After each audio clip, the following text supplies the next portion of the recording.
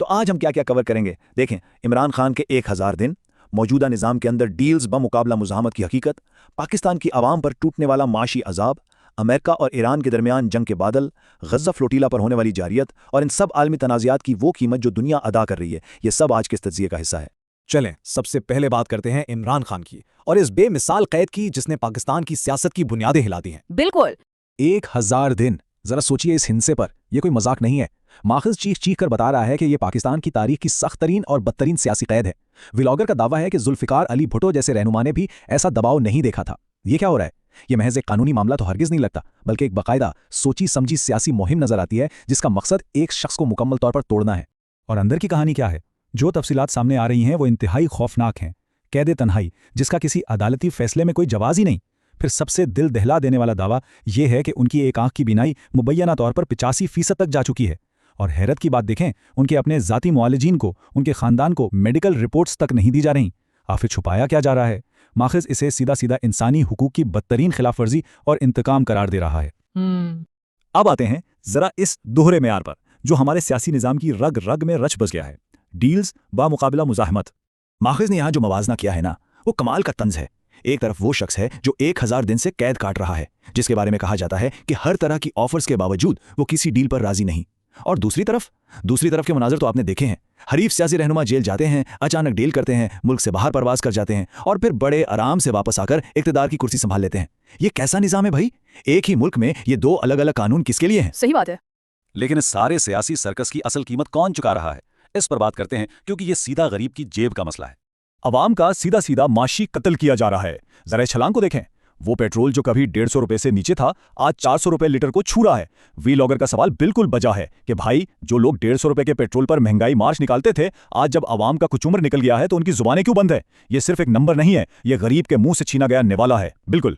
और सबसे बड़ा झूठ जो बोला जाता है कि जी आलमी मंडी में तेल महंगा है, माखिज उसे मुकम्मल तौर पर बेनकाब करता है। आलमी सतह पर तो कीमतें कम हैं। ये जो 400 रुपए आप दे रहे हैं ना, ये दरअसल वो मकामी टैक्स हैं जो हुकूमत अपनी नाअहली का मुलबा छुपाने और कर्जों की किस्तें देने के लिए आपसे निचोड़ रही है।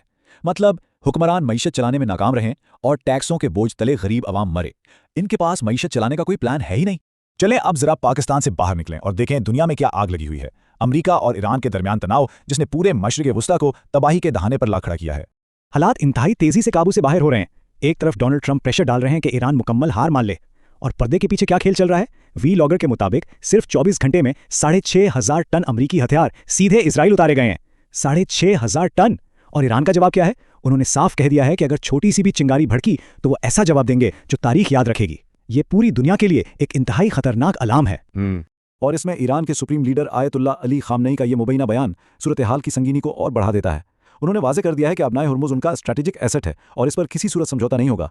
जरा सोचिए, अगर ये गुजरगाह बंद होती है तो दुनिया की मईशत का क्या हाल होगा? माखिज के मुताबिक ईरान ना अपने एटमी प्रोग्राम से पीछे हटेगा, ना मिसाइल टेक्नोलॉजी से। पीछे हटने का तो ऑप्शन ही इनकी डिक्शनरी में नहीं है। और अगर किसी को लगता है कि ईरान सिर्फ धमकियां दे रहा है तो जरा ये हिंसा सुन लें। 3 करोड़ व्लॉगर के इस इंकिशाफ ने तो दिमाग हिला दिया है। 3 करोड़ ईरानी अवाम ने बाकायदा रजिस्टर करवा लिया है कि वो जंग लड़ने के लिए तैयार हैं। ये किसी फौज की तादाद नहीं है, ये आम अवाम है। जब एक इतने बड़े मुल्क की पूरी कौम जंगी जुनून में खड़ी हो तो उसे हराना तो दूर की बात, इसका मुहासरा कौन और कैसे कर पाएगा? बिल्कुल ऐसा ही है। इसी जलते हुए खित्ते से एक और दर्दनाक वाकया सामने आता है जिस पर दुनिया का दोगलापन बेनकाब हुआ। गजा फ्लोटीला की बात करते हैं। गजा की तरफ जाने वाला एक पुरअमन इंसानी इमदादी काफिला, इसे इसराइली बैरिया ने बीच समंदर घेरे में लिया और इनके राब्ते तक काट दिए। स्पेन, ब्राजील, तुर्की और पाकिस्तान ने इस खुली बदमाशी की शदीद मजम्मत की, लेकिन व्लॉगर ने यहाँ जो आईना दिखाया ना, वो बहुत कड़वा है। सिवाय उर्दन के एक भी अरब मुल्क के मुंह से आवाज नहीं निकली। ये मुजरिमाना खामोशी है। इंसानियत के नाम पर ठेके लेने वालों की मुनाफिकत का इससे बड़ा सबूत और क्या हो सकता है? अफसोसनाक। अब आते हैं इस पूरी जियोपॉलिटिक्स के इस पहलू की तरफ जो अजीब भी है और आंखें खोलने वाला भी। आलमी सियासत का सबसे बड़ा तजाद देखें जरा। एक तरफ अमेरिका और ईरान की फौजें आमने सामने हैं, एक दूसरे को नक्शे से मिटाने की धमकियां दी जा रही हैं, और दूसरी तरफ व्लॉगर हमें याद दिलाता है कि ईरान की फुटबॉल टीम अपने आइंदा फीफा वर्ल्ड कप के मैचेस कहां खेलेगी। जी हां, अमेरिका में। है ना मजाक? मतलब जंग के बादल भी मंडला रहे हैं और साथ में खेल के मैदान भी सजाए जा रहे हैं। ये चीज बताती है कि जो गेम आवाम को टीवी पर दिखाई जाती है, पर्दे के पीछे हकीकत इससे बहुत मुख्तलिफ होती है। वाकई। लेकिन एक बात याद रखें, ये सारा खेल मुफ्त में नहीं हो रहा, इसकी कीमत चुकाई जा रही है। CBS न्यूज़ की रिपोर्ट का हवाला देते हुए व्लॉगर ने एक ऐसा हिंसा बताया है जो आपके होश उड़ा देगा। 50 अरब डॉलर। इस हालिया कशीदगी में अब तक अमेरिका का 50 अरब डॉलर का नुकसान हो चुका है। तबाहशुदा फौजी अड्डे, ज़ाया होने वाला साजो सामान। एक तरफ गरीब ममालिक की आवाम रोटी और पेट्रोल को तरस रही है और दूसरी तरफ अरबों डॉलर्स इन जंगों की भट्टी में झुके जा रहे हैं। क्या ये निज़ाम पूरी दुनिया के लिए खतरा नहीं बन चुका? तो नाजरीन, आज हमने जो कुछ भी आपके सामने रखा उससे एक इंतहाई अहम सवाल पैदा होता है। पाकिस्तान का वो दाखिली बहरान जहां एक शख्स की कैद ने पूरे मुल्क के निज़ाम को हिला दिया है, और मशरक़ वुस्ता का वो आतशफिशां जिसमें अरबों डॉलर झोंके जा रहे हैं और जो कभी भी दुनिया को राख कर सकता है, ये आपस में जुड़े हुए बहरान आखिर हमारे मुस्तकबिल को कैसे बदलेंगे?